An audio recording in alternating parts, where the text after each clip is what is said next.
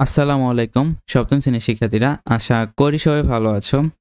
গত ক্লাসে আমি তোমাদের সাথে তোমাদের প্রথম অধ্যায়ের সৃজনশীল একের সম্পূর্ণ আলোচনা করছিলাম। আজকের ক্লাসে আমরা সৃজনশীল 2 নিয়ে আলোচনা করব। তোমরা যারা 1 নং সৃজনশীলের ভিডিওটা দেখো নাই তারা প্লেলিস্ট থেকে আমাদের ভিডিওটা দেখে নিতে পারো। আজকের ভিডিওতে আমরা সৃজনশীল 2 নিয়ে আলোচনা করব। তো শিক্ষার্থীরা, তোমরা দেখছো এএম এডুকেশন আওয়ার চ্যানেলের পক্ষ থেকে আমি তোমাদের আবির স্যার। তো আজকে তোমাদের সাথে আমি নিজে আলোচনা করতেছি। তো 2 নম্বর সৃজনশীলটা দেখো। ওকে, আমরা 2 নম্বর সৃজনশীলের মধ্যে চলে আসি। 2 নম্বর সৃজনশীলটা কোথায় গেল? হ্যাঁ, পেয়ে গেছি। দেখো, 2 নম্বর সৃজনশীলটা হচ্ছে রাষ্ট্রভাষা আন্দোলন। ঘটনা 1 আর ঘটনা 2 এর যে সৃজনশীলটা আছে, এটা কি টপিকে আছে? রাষ্ট্রভাষা আন্দোলন এবং 1970 সালে সাধারণ নির্বাচন টপিকের দিয়ে আছে।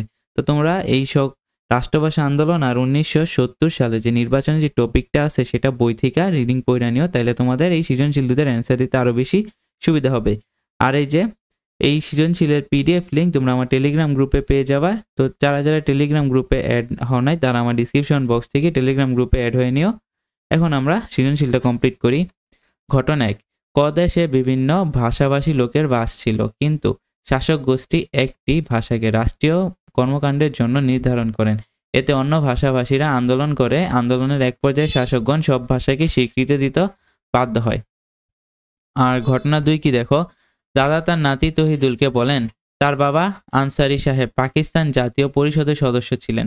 তার দল জাতীয় প্রাদেশিক পরিষদে বিপুল ভোটে জয়ী হওয়া সত্ত্বেও শাসক গোষ্ঠী ক্ষমতা হস্তান্তর করতে কালক্ষেপণ করেন। ক নম্বর প্রশ্নটা কি, কতজনের বিরুদ্ধে ঐতিহাসিক আগরতলা মামলা রাষ্ট্রবানাও শেখ মুজিবুর রহমান এবং অন্যান্যকে দায়ের করা হয়? কতজনের বিরুদ্ধে?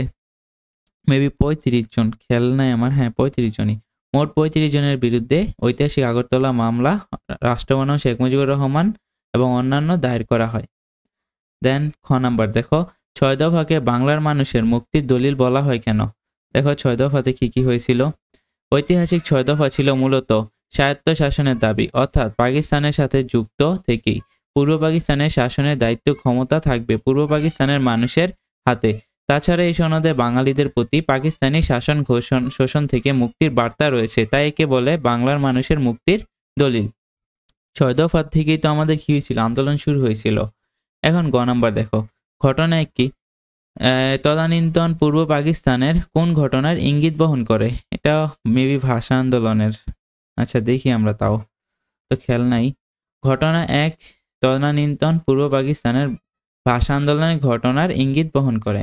1948 সালের মাসে ঢাকা বিশ্ববিদ্যালয়ের কার্জন হলে সেই ছাত্র শিক্ষক সমাবেশে পাকিস্তানের গভর্নর জেনারেল মোহাম্মদ আলী জিন্নাহ উর্দুকে পাকিস্তানের একমাত্র রাষ্ট্রভাষা হিসেবে ঘোষণা করেন।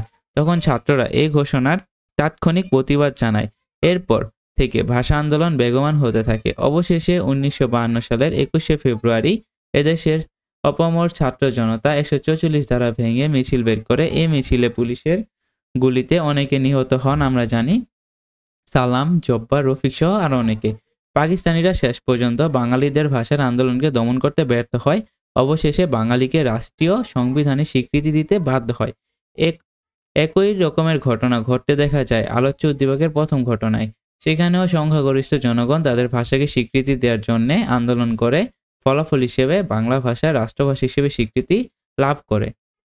এই ছিল আমাদের গ নাম্বারের উত্তর। এখন আমাদের গ নাম্বার হচ্ছে 1970 সালে নির্বাচনে বিজয়ী দলকে ক্ষমতা হস্তান্তর না করার প্রতিচ্ছবি মূল্যায়ন করো। এটা ছিল 1970-এর যে নির্বাচনটা ছিল সেটা। এখন দেখো, সন্দেহাতীতভাবে 1970 সালের নির্বাচনে বিজয়ী দলকে ক্ষমতা হস্তান্তর না করার প্রতিচ্ছবি ফুটে উঠতে দেখা যায়। কেননা বাংলাদেশের রাজনৈতিক ইতিহাস থেকে জানা যায় 1970 সালে অনুষ্ঠিত হয় পাকিস্তানের সাধারণ নির্বাচন। বঙ্গবন্ধুর নেতৃত্বে আওয়ামী লীগ জাতীয় পরিষদের নির্বাচনে পূর্ব পাকিস্তানের 162টি আসনের মধ্যে 160টি আসন পায়। সংরক্ষিত মহিলা আসন সহ জাতীয় পরিষদ এভাবে 313টি আসনের মধ্যে 167টি আসন লাভ করে। প্রাদেশিক পরিষদে আওয়ামী লীগ 310টি আসনের মধ্যে 298টি আসন লাভ করে একক সংখ্যাগরিষ্ঠতা অর্জন করে। কিন্তু পাকিস্তানি কুচক্রী শাসকমহল বঙ্গবন্ধুর নিকট ক্ষমতা হস্তান্তর করতে গড়িমাসি করে। তেমনইভাবে ঘটনা 2-এ আমরা দেখি যে আনসারি সাহেবের দল জাতীয় প্রাদেশিক পরিষদে বিপুল ভোটে জয় হওয়া সত্ত্বেও শাসক গোষ্ঠী ক্ষমতা হস্তান্তর করতে কালক্ষেপণ করে। তো উপরোক্ত আলোচনা থেকে আমরা বলতে পারি ঘটনা 2, 1970 সাল নির্বাচনে বিজয়ী দল তথা বঙ্গবন্ধুর আওয়ামী লীগকে ক্ষমতা হস্তান্তর না করার প্রতিচ্ছবি ফুটে উঠেছে। আর কথাটি কি? যথাযথ ও সঠিক। তো শিক্ষার্থীরা, আজকের ক্লাসে আমরা তোমাদের অনুশীলনী না, অধ্যায় 1-এর 2 নং সৃজনশীলটা আলোচনা করলাম। পরবর্তী ক্লাসে আমরা দ্বিতীয় অধ্যায়টি নিয়ে আলোচনা করব। ভিডিওটা ভালো লাগলে আমাদের চ্যানেলটিকে তুমি সাবস্ক্রাইব করো, যেন পরবর্তী ভিডিওগুলা তাড়াতাড়ি পেয়ে যাও, এবং আমার বেল আইকনে ক্লিক করে রাখো যেন এটার নোটিফিকেশন তোমার কাছে চলে যায়। তো আল্লাহ হাফেজ।